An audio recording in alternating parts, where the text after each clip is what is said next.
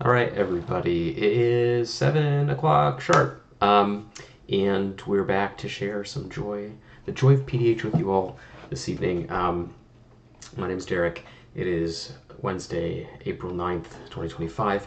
We have a brand new Magic the Gathering set coming out this Friday, officially releasing Dragons of Tarkir Storm, Dragon Storm, Reforged, Fate Reforged, etc. Tarkir. So we got 3 color commanders, and as with like the last, going back to, goodness, how far back now? Before Bloomborough. I've been doing sets of like pre-con decks for every major standard release. Um, how every release now we get four decks, like pre-constructed commander decks. In this case, we have 5. That's neither here nor there, but I've been doing for something very similar on the pauper commander front. They're all in my Mox field. You can all find them. Find them there. I'll link the bookmark in the description after the fact here. But what I thought would be interesting to do on stream tonight, instead of building like a deck complete start to finish like I normally do, because I don't think I can finish this in an hour, honestly. We're going to work on a kind of pre-con deck for Kheru Goldkeeper, the Sultai Dragon commander that came out. Good evening, Bill Too Much Do. Welcome to chat. And basically want to talk about building like a pre-con deck. I'm not talking about building like a bad deck or something that is like low power necessarily. It's just adhering to a pretty like structured ethos in terms of how I approach the deck. And it kind of has to hit a few marks. First is that it has to be something like the deck has to be cohesive, has to feel thematic, has to have a through line. It's not going to be a good stuff pile, for example. It needs to be accessible, so nothing too crazy in terms of interactions. The synergies will be pretty simple, self-explanatory. It'll be something that's good for somebody who is kind of like entering the format, like a pre-con deck is good for onboarding new players. The deck needs to be upgradable, which means that we're not just going to put in best-in-slot cards. In fact, the vast majority of the list is probably going to adhere to the last like several years of standard sets. To keep it all in the same kind of design era as much as possible. Obviously, you go outside of that to get cards that have certain synergies that you might need to reinforce. But for the bulk of functional cards, yeah, no infinite tutors, no combo lines, just something very fair, fun, and that measures up well against like the other decks in the set. There's 4 others that I'm building. This one is, intended to match up in a pod of exclusively like those decks. So if you just play them against each other, they should play fine. I will say, like, after working on this particular set, the Tarkir decks feel more powerful than the ones that I've done in the past. I think it's just a function of being like broader across the color pie. You have access to more things, more synergistic. PDH is a very synergistic format, or synergy-driven format. So this one I don't think is going to be any exception. These cards are like very powerful, and we're just going to break it down a little bit here. So Kheru Goldkeeper is a Sultai and 1 generic here for a 3/3 flyer. Whenever 1 or more cards leave your graveyard during your turn, you make a treasure token, and then if it's in your graveyard, you can exile it to put 2/1/1 counters and a flying counter on target creature. So this card is basically asking you to put things in your graveyard, take them out of your graveyard, and then it itself can kind of like play into the theme on its own. So if we're able to like play it, if it dies in combat, if it dies to removal, if we sacrifice it for a benefit, we can then kind of exile it out of our graveyard to put counters on something. This plays into the Sultai mechanic Renew for this set, which involves exiling cards out of your graveyard. It also plays into Sultai cards from the old Tarkir block as well with Delve. And also like helps put cards in the graveyard as well. Like Exploit was a mechanic back then too. So we're going to tie a lot of that stuff together and just have like a fun pile of fair magic. Moving things in and out of the graveyard. There's a lot of really great graveyard mechanics. This plays well with Flashback, Retrace, Scavenge, and these are all like Sultai focused mechanics as well. Obviously, like the Renew cards are pretty cool. I said Exploit to get them into the graveyard, but that's not necessarily a graveyard mechanic. There's a lot of ways we can go about it. So we're gonna kind of start just by looking at, I think, first cards from Dragon's Dark here, because this is like a pre-con, we're going to put as many cards from this set that we can justify to really showcase the cards. So let's see, Tarkir Dragonstorm, we'll start here. And again, like we're not looking for like the best cards. We just want them to like be synergistic and kind of reinforce the deck's themes. And there's a lot of cards in this set that will do that for these cards. So we got Commander, Sultai, we've got Dragonstruck here, we got Commons. Let's see what we come back with here. So we're gonna probably want to play all these Renew cards. Just like Renew is a cool mechanic, and there's not like a ton of them, but we're gonna play all of them that we can justify. Let me see. So there's at least 3 that I saw. There's a 4th. Yeah, we're gonna play all those. Okay, let's start with this right at the top then. There's a number of cards that I'm going to use. So Adorned Crocodile, Agent of Kodak, Adorned Croc. This is usually how I start doing these, is I'll kind of like identify the primary synergies I want, and then I'll take the newest cards that do that, just to get them in, because I really want to showcase this set as much as possible. Yeah, Renew basically, like this is a good example, just a 2-mana 2/1. So we can just cast it as like an on-rate creature that can block or whatever. But if we self-mill it, if we lose it in combat, whatever, we can exile to put 2 counters on something as a sorcery. It's kind of like Scavenge, except it's not tied to its power. And you'll see that on a lot of other cards, like the Kheru Goldkeeper, for example. Scavenge, you exile a creature with Scavenge out of your graveyard to put counters on a creature equal to its power, equal to the Scavenge creature's power. This is just like less tied to the like the card's power, more tied to other aspects of the card. Like this one gives a flying counter. This one doesn't really do much. This one gives 2 counters. There's one that gives a reach counter. There's one that gives a trample counter. So, it's a little more flexible in that way. So we'll start with these. Champion of Dusons. And the other one, Champion of Dusons. I have the deck list set to private right now, just due to the fact that I have all of them set to private until I actually publish the set. So if you're trying to click on the link in the description and you're coming up with an error, it's not you, it's me. Okay, what did I say? We got 1, 2, 3, and then there was another one. Where is he? Cyber Pummeler. 4 mana, 4 for reach. Yeah, 5 mana exile, but 2 counters on a creature and a reach counter. So it's a little just recycling our creatures. Sagu, what's it called? Sagu Pummeler.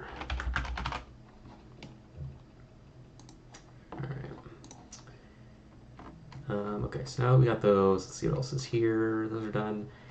Inuk Wayfarer we're probably going to want to do, because like we're going to want to do a bit of self-milling. We're going to end up with, I think, a lot of like graveyard mechanics.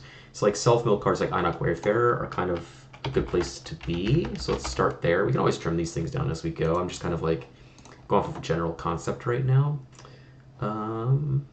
These cards that require us to behold a dragon, we have a dragon in the command zone. So we might end up using those cards. Cruel Truths is a great one. We'll probably play like the other Surveil draw card from Bloomburrow, Dire Sight. This one's a little bit better in the abstract just because it's an instant, but it's the same template basically. Surveil 2, draw 2, lose 2. Surveil is awesome. It's one of my favorite mechanics. Maybe we'll probably play like Dragonstorm Globe. I've been doing like, in the other sets I've been doing a Mana Rock package, like Signets, Arcane Signet, like Guild Signets, Arcane Signet, Commander Sphere. There are several commanders that are dragons, and in those decks I do have Dragonstorm Globe along with like the Orbs of Dragonkind from Baldur's Gate. So we'll probably end up including those. Let's just throw that in here now. Dragonstorm, hello, Globe.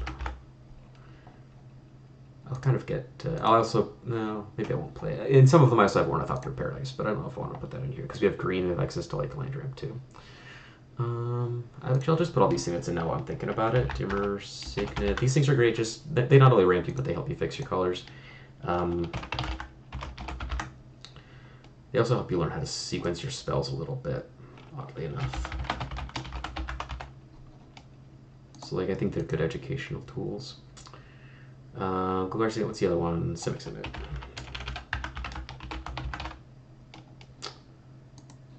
Okay, so we got those, and we'll do, I could play 2 Orbs of Dragonkind, Lapis, and I'll just do Orb of Dragonkind. Jade. Yeah, so these add mana, and then they give you benefits when you cast dragons. When our commander's a dragon, and we're going to obviously, I think, be recasting it several times, because I think we want to be able to utilize the renewability here. Being able to recast it with these orbs is great. This one gives it a counter and hexproof until, like, for our turn cycle. This one lets you scry too, so it's pretty cool. So some mana ramp here, that's nice. And because these abilities are not cheap, right? I mean, some of them are, but Agent is 4 mana to renew. Sagu Pummeler is 5 mana to renew. So it's good to have those. Gurmag Nightwatch is great. Look at top 3, 1 on top of your library, so graveyard. Yeah, sure. A cool Sultai card. Not going to focus so much on interaction right now. Don't want these other gilded cards for thematic purposes. This is going to be a Sultai deck. We don't want to put like Mardu or Temur watermarked cards, even though like Harmonize is a graveyard mechanic. I want to keep it a Sultai deck. You know, I think that's an important part of like making the deck feel cohesive, especially in terms of like it being like a precon deck, right? Like among a cycle of cards, like the Mardu cards are in the Mardu deck, and the Temur cards are in the Temur deck, etc. Piercing Exhale, probably end up playing that one too. Let's see. Play the Devotee, helps fix your mana. These cards I actually really like. I have the properly gilded one on each one of those precons that I'm building. It lets you channel 1 colorless mana into a colored mana of that faction's colors. Once per turn, but that's oftentimes all you'll really need. Let's see. I think that's... I will do Watch of the Wayside. This thing, what's this? Mill 2.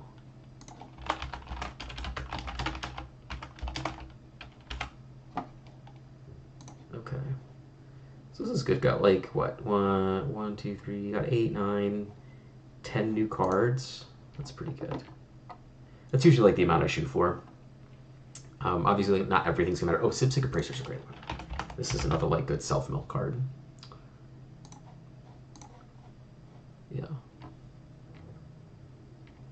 Might come back for these exhales because our commander's a dragon, and like these cards are just pretty good anyway. But yeah, this seems okay for now. Okay, so we have that. So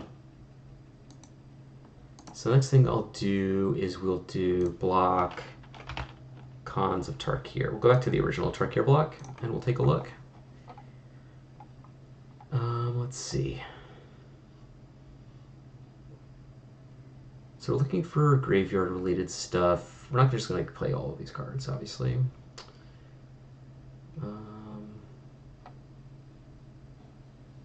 Bitter Revelations.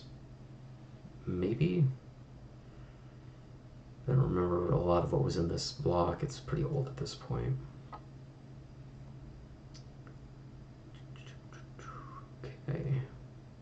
Oh, Dutiful Attendant's an interesting one. Because what Raise Dead is also going to remove cards from our graveyard. So something like Dutiful Attendant might be good.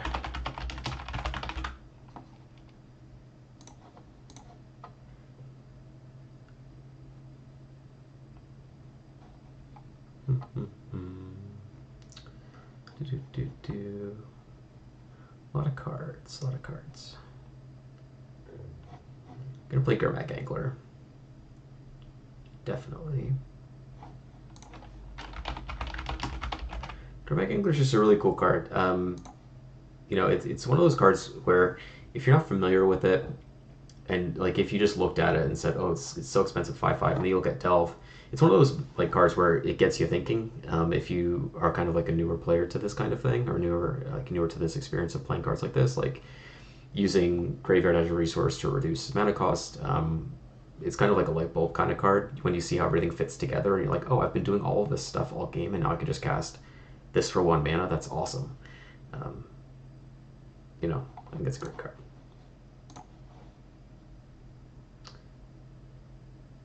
Alright, Gurmag Drowner is awesome. Because this has Exploit, and then also mills us a bunch. Look at the top 4, put 1 in your hand, rest in the graveyard. I'm not going to play this Heinous Silumgar. And I also don't want to play too many Delve spells as well, because they obviously like get worse the more things you're exiling, if you're exiling things constantly.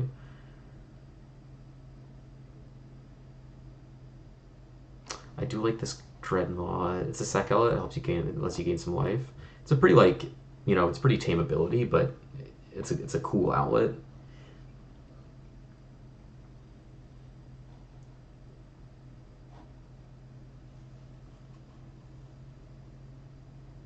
Not really want to do. I don't really do any morph stuff. We'll play Scout the Borders. This is like a kind of card that we'll probably use some amount of. 3 mana sorcery, reveal the top 5 cards of your library. You get a creature or a land, and the rest go to the graveyard. Like what's the name of it? Salvaging, something salvaging. It's a Golgari card from Ravnica. It's another Delve card. Maybe we'll play Shambling Attendants. I like Shambling Attendants, honestly. Don't really like these ones. Don't want to do too much exploit stuff, I don't think. I just want the ones that are like really cool. Same thing with like Delve. I like Sultai Scavenger if I'm going to play a second Delve card. Just because it's a flyer, cheap flyer. I'll play that one. Then we have some things here. Skullkeeper is good. A creature, mill 2. Yeah, we'll play that one. Just like cool thematic cards that kind of play to this theme here that we're trying to do. I definitely gonna play Treasure Cruise. Treasure Cruise is a really fun one too. Okay, I think 3 Delve cards is plenty. Probably cut it there. Even though we could play more. Wandering Tomb Shell. Okay, so this seems fine. What are we at? We're at 62 cards. I've already added lands beforehand. We're gonna do 37 lands, and then all of these mana rocks. Okay, so we've got some good stuff here. Okay, a lot of Sultai watermarked stuff, which is what we want. All right, now that we've got all that, we're just going to kind of start filling in the gaps a little bit. And the way that we're going to start doing that, it's pretty simple actually. We're just going to look at Sultai Commons, and we're going to order by the most recent cards, and we're just going to go through and see what kind of fits the bill for us. Like I said, I think it's really important to keep Grizzly Salvage, there we go, this is the card I was looking at. I think it's important to keep it all from the same era of design as much as possible so that things don't feel like mismatched. There's no like disconnects within the cards and synergies that you're doing. Like for example, if we were to play something like Tortured Existence, that's a card that has very little in common design-wise with anything else in the game. It's from an era of design that no longer exists. We're not going to see effects like that at common anymore, unless it's like a super high power set, like I don't even think we'd see Tortured Existence as a common in a Horizon set nowadays. Same goes for things like Pestilence, Crypt Rats, etc. Like these cards that are just like super power outliers from an era of design that is thankfully bygone. I just want to keep everything, and plus like the way they design cards more recently is much more like user friendly. At the common level, obviously, like when you talk into like rares and mythics, the word count and like the density of effects, and it's all gets very complicated once you like go up in rarity. But the commons are very functional, and the way they've been designing like limited environments has been really, really good for us in that regard. So like for example, when we go to the most recent cards, it'll show us the commons from the commander deck. These are the cards from the Sultai Commander deck, and this is like a really great way to kind of get an idea of how they've designed those cards, and we can adapt a lot of that tech into what we're doing. So we look at like Grizzly Salvage, great card. We're gonna play Grizzly Salvage. Probably can cut Scout the Borders for Grizzly Salvage, honestly, because it's the same thing, except 1 mana less, and it's an instant. Although maybe I'll keep that one for now, because it's like a mono green card, so it's easier to cast. It's okay to double up on some stuff. Satyr Wayfinder is another one that's great, just like a mill creature that gets you a land. It's a card that I put in a lot of decks. I like self-mill decks a lot. I actually just made a mono green self-mill Airness and Cloakwood Hermit from Baldur's Cave. A lot of self-milling in that deck. Satyr Wayfinder is a really great template for that. Sakura Tribe Elder. Yeah, I like that too. I think this I use these mana rocks like as a baseline, and then I'll add on stuff on top of that for the decks that need it. And I think this is a deck that needs it. This is a deck that's going to be pretty mana hungry. I think overall it's going to be doing like a lot of stuff. So it's important, I think, to have a little bit extra mana. We'll do Harrow as well. Actually, you know what? Instead of Harrow, we'll do Springbloom Druid, because when we're talking about at common, when we're removing things from the graveyard, it's oftentimes going to revolve around creatures. Especially when you think about like Raised Dead, for example, like those sorts of effects are very, very common. There's a lot of redundancy there. So I think having creatures primarily as the thing that we're filling our graveyard with is generally better than things like lands. Grapple with the Past is another great mill card. Yeah, we'll do Grapple. Actually, you know what we'll do instead? I have a better one for Grapple. We don't want like play all of them, just like a few. And I think actually we're going to scout the borders. We're going to vary up a little bit what they do. There's a lot of variability in this templating, like reveal X cards, take one and bin the rest. There's actually a lot of variability. So we'll do a couple others of these, but different ones. Because this, yeah, you reveal the top 5, put one in your hand, rest in the grave. There's cards that like mill you cards, and then you take, you know, a creature from your grave. Not necessarily the cards that you milled, but just in your graveyard as a whole. So maybe we can do some of those. Grapple with the Past is one of those, but I have a better example of that that I have in mind that we'll probably use. Think Twice is great because that's a card, flashback, exile it from your graveyard. So we'll play Think Twice. Notably, like the Kheru Goldkeeper, once we get going, like definitely helps the mana burden when we're doing a lot of this stuff, because every time we activate one of these abilities, flashback a spell, we're going to get a treasure out of it. So it lessens the burden kind of in the command set, which is good. Forbidden Alchemy is another great one. Look at the top 4, one at hand, rest in the graveyard, and a flashback. And play Deep Analysis. It's got a lot of card draw, which is awesome. Okay. We'll do, I'm not going to do lands yet, that'll come later. Okay, and here we have all the cards that we just saw when we were going through the cards earlier. Not going to do Harmonize, like I said, you know, that's the thing that's great about these is that we're starting with kind of like a fair pre-con style deck, something that's thematic and cohesive and works. And but ultimately, like a big part of that is that it needs to be upgradable, right? Like we're not playing all the Harmonize cards. Whereas like some of these would be very good in the deck. So you can take what we're building as a baseline and make it your own. You know, let's cut some of the stuff that you don't like cut Sultai Skullkeeper. The card's not impressive. It's functional, but not impressive.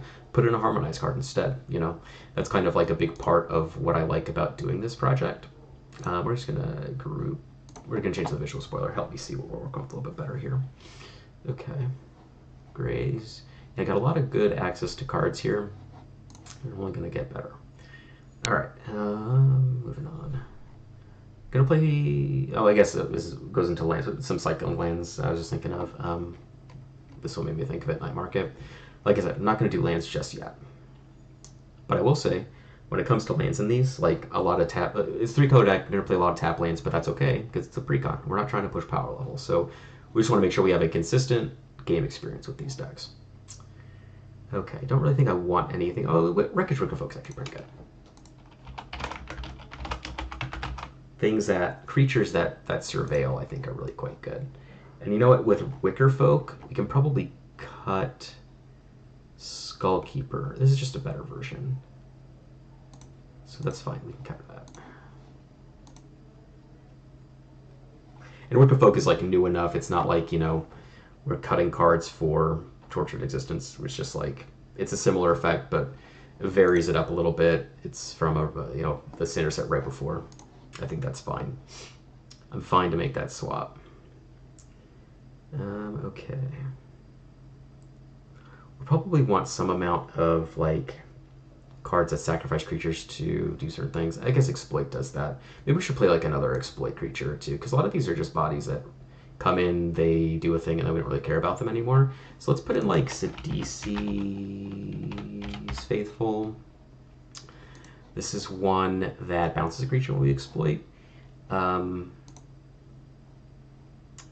know what we're going to do actually is we're going to, sorry, I just got to text exploit. Let's see what exploit creatures we got. Not going to play a ton, but I want to get some of them in here before because these cards are far enough back that I don't want to like run out of deck slots before we get to these cards. Yeah, we got Drowner. We have Faithful. I don't really care about this one. I really like, okay, this is a great one, Silumgar Scavenger. Whenever another creature you control dies, it gets a counter, and it gets haste if you exploit. So we'll do Silumgar Scavenger. And I also really like the Bird Vultures even.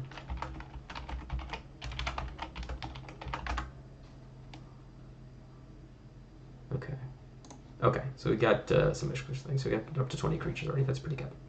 All right, anyway, that was a little detour. Now we're back. Anything that plays out of the graveyard in Aether Drift? I don't think there was much in Aether Drift that I like, honestly. This exiles card from graveyard, draw a card. Welcome, Steven. How are you? We're building a PDH precon deck. Oh, Molgraph Millipede. This card's sick. When it enters, you mill 3 cards. It gets counters equal number of creatures in your graveyard. This thing's just like a threat unto itself. It's good to have cards like this that just are like big beefy things, just because we can give it flying with our commander. We can just attack with a 7/7 most likely. Who cares? The card's sweet. There's another one, Undergrowth Scavenger, that we'll probably play too. It doesn't mill, but it's just huge. Actually, there's a couple. We'll do Undergrowth Scavenger. We'll do Rhizome Lurker.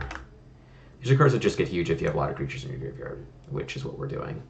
Undergrowth, for example, another like good graveyard mechanic. Enters 1/1 counters equal number of creatures in your graveyard. Undergrowth Scavenger does everybody's graveyards, so it gets even bigger. Molgraph Millipede mills you cards and then gets bigger. So like these cards are like good threats, because a lot of what we're doing is just like cheap utility stuff, and then things that we can exile out of our graveyard to bump them up or buff them. But having some good just like beefy vanilla beaters is always good. I like those. All right. Let's see. Brambleworm is good. Exile card from game 5 life. Yeah, let's play Brambleworm.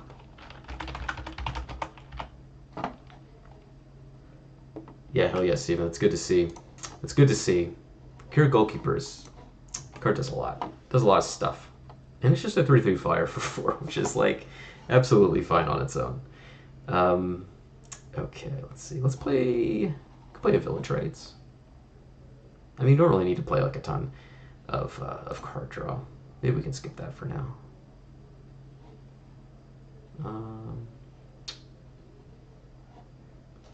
Tower Geist is interesting. Lantern Bearer is good, actually. Because this card we can play out of our graveyard as an aura to give something +1/+1 in flying. Pretty sick. Welcome Claybones. We're well underway. I don't know how I feel about Emerge. Well, I know how I feel about Emerge. I love the mechanic, but not sure I really care about it in this deck. Again, we just want to be playing stuff that exiles from the graveyard, and then some self-mill stuff to fuel it, and then some stuff that cares about stuff in the graveyard. So Merfolk People's a great one, because this not only will let us loot, put something in the graveyard, but we can also exile it from out of our graveyard to do it again. So let's get a Merfolk People in here in case we mill. The good thing about cards like this is that if we mill them over, what is it called again? Merfolk People. If we mill it over, we still get to access the card. That's why this is good. That's why Renew is good. If we mill these cards over, we still get half the card in value, which is fine. Same thing with like Lantern Spirit, which we were just looking at. We could do Revoke Demise. Just reanimate something. Yeah, let's put a Revoke Demise in here. A little light reanimator stuff. Another good thing about building precons is to make sure that you have a variety of effects. So like if we care about the graveyard, we want to play a bunch of different ways to utilize the graveyard. That plays into kind of all the other goals that we're looking to achieve, right? Because if we want the deck to be upgradable, we want to make sure that we provide a bevy of tools to for folks to decide how they want to upgrade it. Right? Like, do they like the Reanimator stuff better? Do they like the Delve stuff? There's a lot of Delve stuff you can play that I'm not putting in here. Do they want to do more heavy self-mill stuff? You know, do they want to play more flashback? Do they want to play more exploit, undergrowth, whatever? Like, it helps them figure out what route they want to take the deck in. Grave dig, yes, possibly. I'm not. There's so many different cards that'll like raise dead that I'm not sure which ones I want to include just yet. I know like having a good, solid, straight up reanimate or zombify is good to have, and I think this card's really good just because it costs less mana to target any of our dorky like utility creatures, which I like. But there's tons of redundancy. Like, yeah, like this one, for example, if we gain 3 or more life, it costs less. There's ones that have Spectacle, they cost less if somebody's lost life or if we've dealt damage to them. Omen of the Dead's an enchantment that is flash. We're definitely going to play like some amount of them. I do like Gravedig quite a bit. That very well may be the route that we go in, but I'm not quite sure yet. Let's see.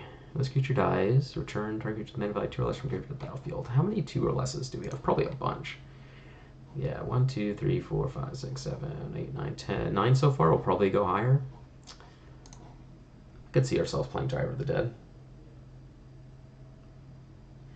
Yeah, you know, what I said at the beginning, Claybones, when you're building a precon is you really just need to make sure that it's a measured play experience. You're looking for a deck that is functional, not necessarily the most powerful. You don't want something that has like super complicated play patterns or like lines of play. So we're not doing any combo stuff. We're just playing very fair Magic, functional Magic. You want the cards to work. You want the deck to play consistently. Those are kind of like the big things you want to shoot for. You want it to be accessible, right? If you're like a new PDH player, you want to be able to sit down with a deck like this and like see how it fits together. If we're playing like Peregrine Drake, Ghostly Flicker, Tortured Existence, like all those cards like read very powerful, but seeing how they fit together for somebody who has no idea what they're looking at could be pretty tricky. And you know, this deck is certainly not easy to grok, but it's got a lot of synergy, and it's very easy to see how the pieces fit together, like once you actually put your mind to it a little bit. Graveyard decks are always kind of the hardest, just because it's utilizing like a completely different zone than the rest of the game. So it can be a little tough, but I have faith. Oh, Crow Dark Titans, card sick. This is another great mill creature. When enters or dies, mill 2. Cemetery Recruitment, not what I'm in the market for, I don't think. Maybe I'm being too picky about my raised deads. Did I already put Escape in? Have not. Haven't gotten that far back yet. Right now we're just going through foundations. We're starting like with the most recent cards, and we're working our way chronologically backwards right now. This is usually how I build these decks. I kind of get the core synergies from like the new set and the stuff that like I get off the top of my head. I'll throw those in first, and then I'll just kind of go back chronologically. I just like to keep everything from the same era of design, keep things as close as possible to the same design principles. You get a lot of good synergy that way. Like Wary Thespian, just like a surveil creature. I don't know if I need any more of that. I've got like a fair amount of self-mill stuff right now, so I'm going to get a little pickier, I think. And obviously, like, you go back and iterate and swap things in and out over time. That's why, like, I'm definitely not going to be done with this deck in an hour. But I wanted to actually, like, sit down and work on it just because it's a different process. And I think it's worth people's time to see how to go about building a deck with like a very specific intention in terms of like the cards that you choose to include. Okay, here's a great example. We're gonna play Vampire Soulcaller for sure. This is a great race step. I was saying before that like a lot of the good stuff that removes cards from the graveyard are creatures. Like Escape is a great way to conceptualize that, right? Like Escape is a creature mechanic that gets them out of the graveyard, triggers your Goldkeeper, gets your treasure. Raised Dead is similar. We'll probably definitely, or Repossession is definitely a card that I'm going to strongly consider because I love that card. But Vampire Soulcaller is perfect. Creatures are preferred in my opinion. This one, rebuy is a thing. It's a 3/2 flyer. It's great. I like this card just very generally, but in this deck, it's sick. It's a Vampire Soul Call. Yeah, there we go.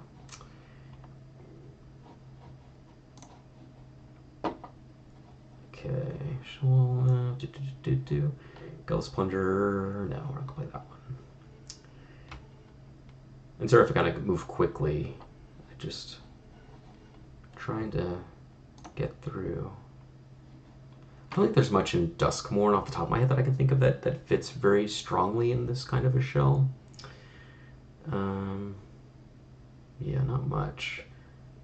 I feel like land cycling stuff, but I don't really care about that. Like our mana's fine.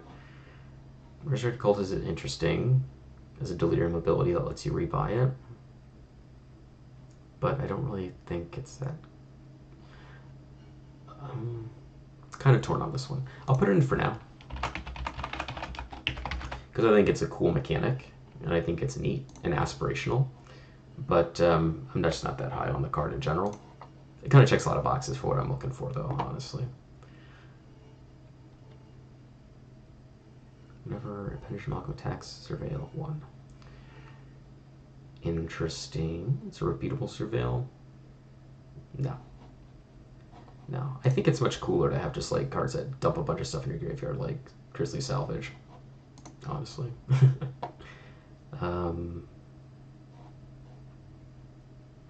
Okay, or the blue cards. I don't remember any of the blue cards being that good either. There's some surveil stuff, I'm sure. Yeah. Not a whole lot. Oh, Skull of Grove Dancer is interesting. Let's put that one in. So this one, whenever we mill a land, we gain a life, and then we can pump mana into it to mill. And it's a 2 mana value creature, so maybe if we play Driver of the Dead,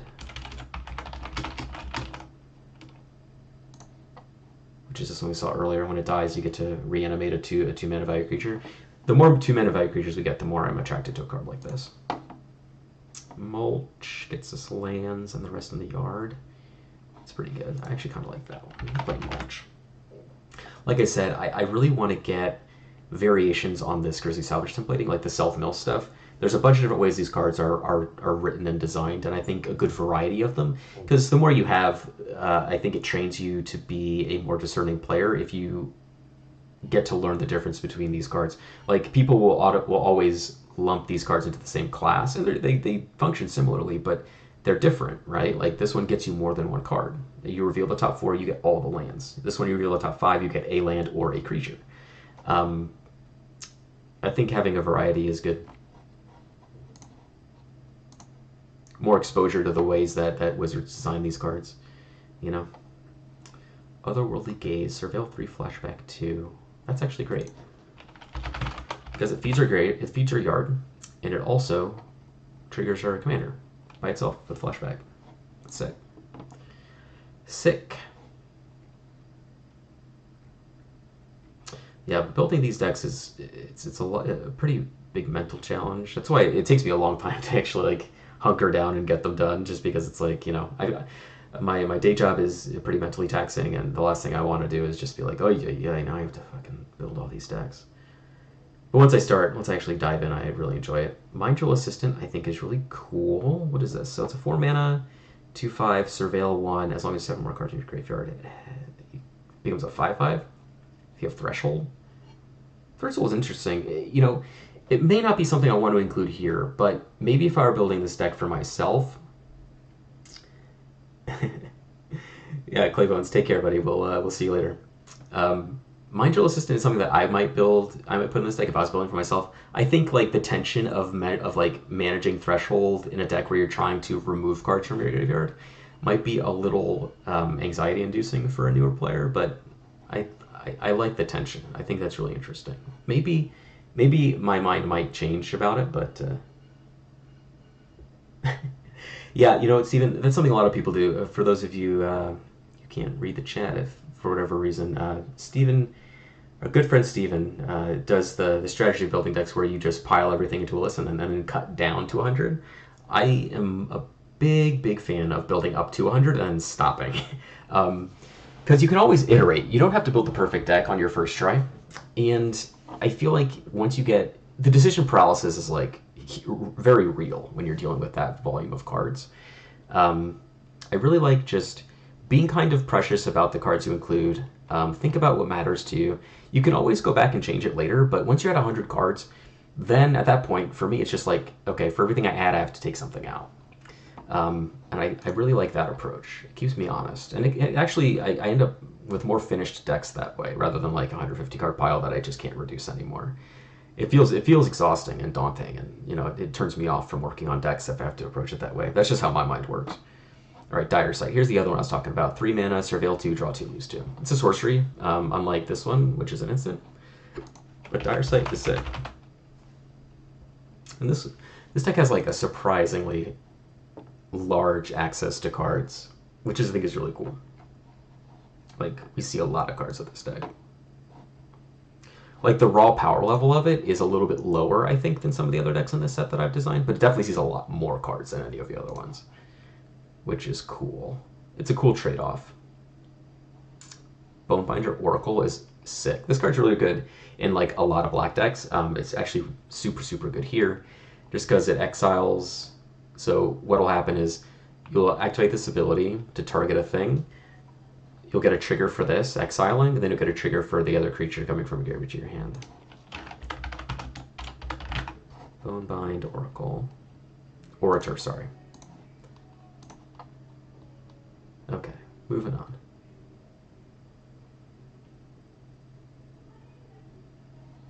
Any day now.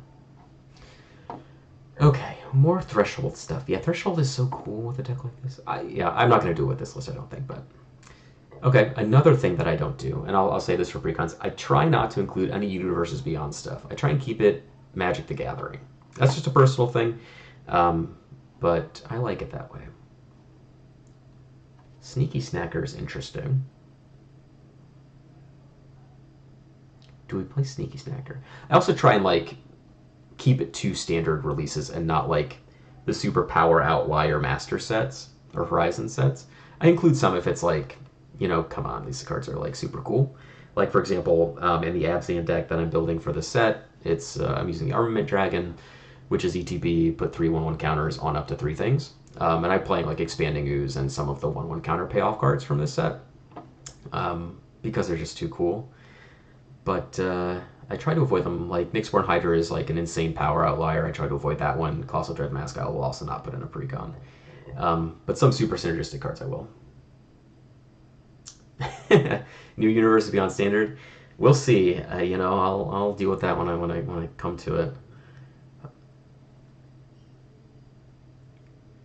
I mean, I'll probably have to get used to it, but where I can, I will avoid it for Magic the Gathering IP sets.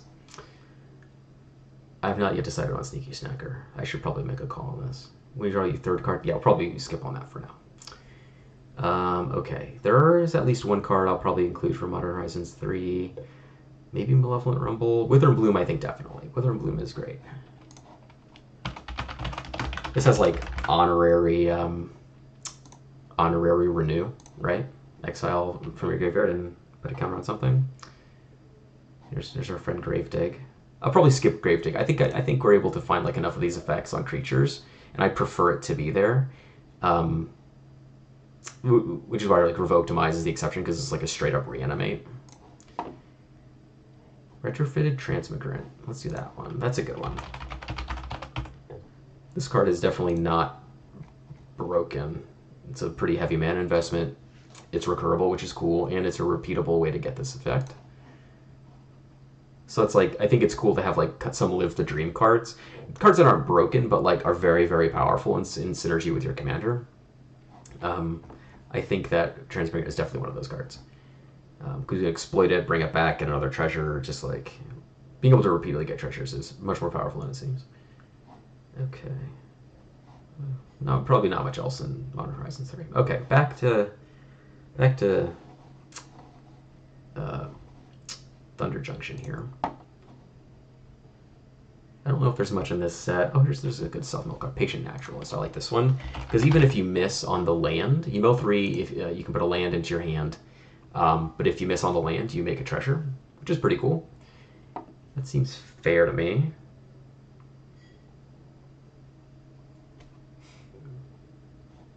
The more I talk, the itchier my nose gets for some reason. It's probably because my mouth moves and I'm old and have like long nose hairs and shit. And it itches, you know. Yeah, right. I think Necromass is definitely another good consideration. I'm not sure if it's hard to say because I like Delve as a cost. I don't want to have like too many like really powerful cards like that. I don't want to have too many 1 mana 5/5s. Like for example, to me, depending on where I end up, Necromass is probably going to fight for a spot with Gurmag Angler, and I like Angler better because I like the decision making around Delve.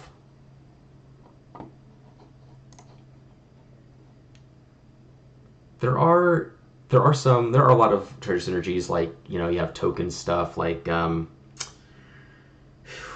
Mirkwood Bats or Nadir's Nightblade. You know, when you make tokens or sacrifice tokens, they drain everybody. But I'm not gonna use those cards here. That would be that would fall in the category of like cards you upgrade this deck with, maybe. Okay, don't really care about any of these. Warner Surprise is a raised deck that gives me a mercenary token, but I don't really care about the mercenary tokens, so I'm kind of low on that. We're not doing much criming, or else I might want to include that one. Yeah, not really much in Thunder Junction I care about. Thunder Junction Commander is where we get more access to more interesting stuff. Winding Way is a great one. It's kind of like Mulch, except it can also hit creatures. Maybe I'll just cut Mulch for Winding Way instead. I like that decision. Radical Idea, that's a good one. I think I have Radical Idea in another one of the decks that I'm building too, but I don't remember. I think I have it in the Jeskai deck, but it's also just as good here. 2 mana cantrip, jumpstart it. Seems sick. Pitch something else and get a treasure and live a happy life. Maybe I'll cut Brambleworm. Okay. Yeah, this is also the thing is as I'm going through, I'm constantly like every time I switch back over to like add in a card, I'll give it a look-see and see if something like sticks out as something that I don't think really fits anymore. And I'll kind of like edit as I go as best I can. What time is it? 7:47. Okay, we got another 10 minutes before I'll start wrapping up here. We're not gonna play now that we're getting into the Ravnica stuff. I'm gonna play 0 dredge cards. Again, dredge is like something that I'd upgrade with, not ship it with. You want to leave cards out so that people can discover them on their own. That's like a big part of it for me. Like I stated at the beginning, like a big part of why I like doing this is because I like having decks that are accessible to newer players. And by newer players, I mean like people newer to the format. I also happen to think that like PDH is a great way to like teach people Commander. But even people coming from Commander to PDH, you want to be able to demonstrate like what matters in the format, different synergies, how it's different from Commander. And a lot of these cards people haven't seen before, honestly. Like if you're a Commander player, you don't play with cards like Thrashing Moss Dog. You just don't. We'll probably play that card here because it's sick. It does what we want it to do. But leaving room for people to say, oh, you know what, I play Stinkweed Imp in this other deck in Commander, and that would be really cool here, I'm going to play it here. Or people that aren't even aware of Stinkweed Imp or Dredge as a mechanic at all, and the first time when they see a Dredge card, they're like, fuck, this is going to be absolutely amazing in my Kheru Goldkeeper deck. That's why I leave like cards like that out. Because honestly, we don't need it. It's not necessary. So we just want to keep everything. We're kind of like trying to ride a pretty fine line between like making sure that we include enough ways to do the thing without including like too many ways to do the thing or the best ways to do the thing. Because we want people to find those on their own. I think there's a lot of value in the self-discovery. So let's play Thrashing Moss Dog. Scavenge is like another really great mechanic. It's obviously a lot like Renew. Obviously, it's more tied to the card itself because it's a 3/3 Scavenge for 4, put 3 counters on it because it's got 3 power. But again, showing people like these cards exist and other blocks have graveyard mechanics, and if they want to find more, then they can go to those sets and look at them. Because oftentimes it's way too much to ask for people to be like, here, look at 10,000 commons and build a deck out of, when you don't even know what half of them are. All right. I'll get off my soapbox now and return to building the deck. Dance monkey dance, that kind of thing. Corpse churn is cool, but again, we are looking for, there's another card I have in mind that does that same thing, but differently, and I think better and more interestingly. Yeah. Okay. Looking good. Now we're back to this Ravnica set. Karlov Manor. I don't remember much about this set. I don't think there's a whole lot in here that I'm really going to want to use. If I recall correctly, it did not really have big graveyard fixation. Rebel Maverick's pretty good, though. Surveil 2, exiles to put a counter on something. Yeah, the Rebel Maverick. Oh, that was spelled wrong. Delirium seems like we're not going to be doing that a whole lot. Let's get rid of the Cultist. Okay.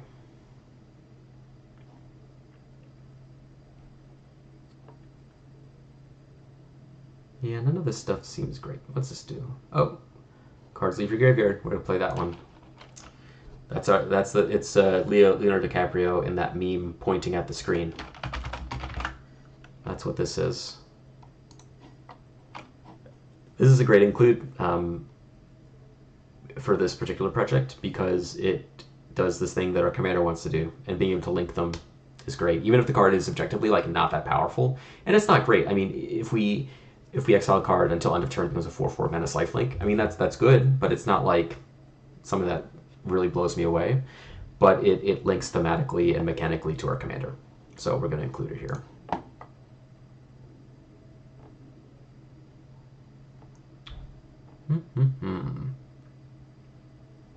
Collect evidence is kind of like Delve. Maybe if there's a collect evidence card that we want to include, just like one of them as like a. These projects are really great as like a sampler platter for different mechanics. Stun counter. I mean, this card doesn't really do a whole lot. Probably skip it for now. Then we have Karlov Manor Commander.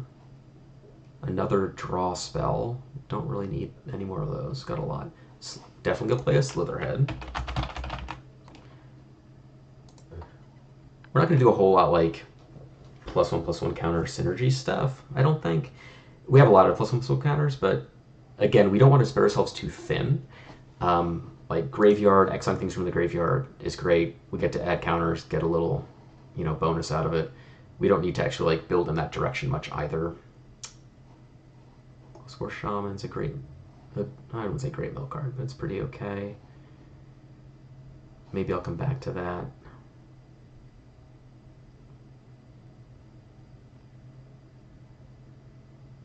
Actually, yeah, we'll probably go Spore, because this triggers our commander.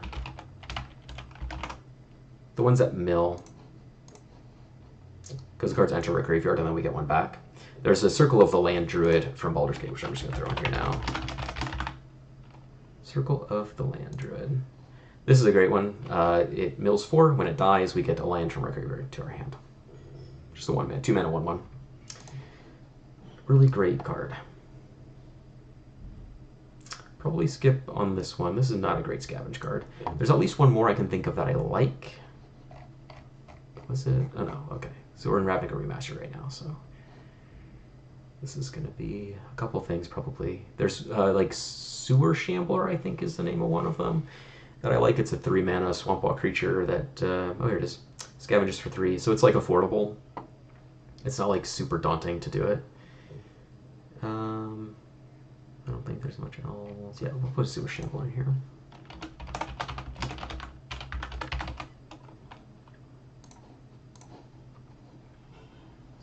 Okay, and then we're just finishing this part out. Okay. On to Lost Caverns.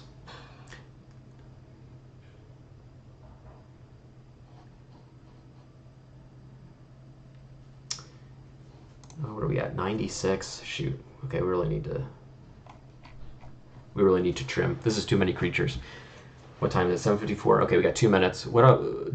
So I'm not going to be able to do a whole lot more, but what I'm going to do is cut some creatures. We're going to add in some interaction, some removal, and they'll be pretty close to finished. Cut this one. I like the other ones better. I like that this one has is like keyworded. I like Mulgrave Mills. We also have like these threats, and we have growing threats from one counter, so we don't need to max out on that. What do we have here? Slitherhead, Youth Faithful, Cut Lantern Bear. Sticking with a counter theme seems more cohesive. Cut the Grove Dancer. Generally, in these situations where I need to cut stuff, like cards that let you have your cake and eat it too, I'll probably shy away from. Probably don't need Crow of Dark Tidings. We have a lot of self-mill. Between like Wayfarer, Circle, the Land Druid, Satyr, Wayfinder, Glowspore Shaman, Winding Way, Grizzly Salvage, like Forbidden Alchemy, and Otherworldly Games. Got a lot of that stuff. We can probably cut Radical Idea too. 91. That's much more reasonable. Now we've got 9 cards to do with interaction and stuff. Got a lot of ways to do a lot of things. Okay, it's pretty cool. And from here, we'll probably just add in like some good removal, like Wither and Bloom style stuff. Probably like straight up like a murder, just like simple stuff that's functional, that works, and tie it in where we can to the themes that we're already exploring. And then also, shoot, what was that card? There's also like a Disenchant, the Return to Nature from this set we'll probably put in here too. Yeah. Okay, we can keep going until we're done here. Over the Edge is good. It can mill some stuff, draw some lands. We'll put Over the Edge in here. Explore is a mechanic that kind of touches into what we're doing, but not a whole lot. Obviously, like Explore lets us put cards in our graveyard sometimes. Puts counters on creatures sometimes. Or we can just destroy an artifact or enchantment. Like, that modality I like. That card's pretty good. I think it's good here. We're just going to put the card, Burying the Lead. Druidic Ritual is the card I was thinking of that I want to put in here. Mill 3, then return a creature and a land. So you get 2 cards. That's cool. I like this card a lot. So we're going to put that in there. 757. Okay, I'll put in one more card and then I will call it a day. Everything's attacks mill. No. I have a ton of self-mill. All cards. Oh, Descend is interesting. It's kind of like Threshold.